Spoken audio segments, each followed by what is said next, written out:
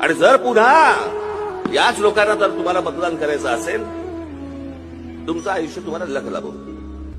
महाराष्ट्र जातीपातीमध्ये पिसून निघालाय.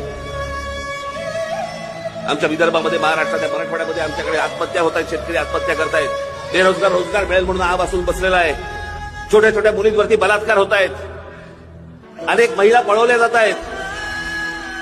अनेक प्रश्न या महाराष्ट्रामध्ये निर्माण झालेले असताना या राजकीय खेळ यांचा जो सुरू आहे, उद्या येतील तोंडावर पैसे फेकून मारतील तुमच्या. कारण त्यांना माहिती आहे, हा हे समोर हे बसलेले हे चिडत नाही, हे काही चिडू शकत नाही, हे आमचे गुलाम आहेत, हे फरफटत येतील, निवडणुकीच्या दिवशी येतील, आम्ही पैसे फेकून मारू, रांगेमध्ये उभे राहतील, उन्हातान्हात उभे राहतील, आम्हाला मतदान करतील.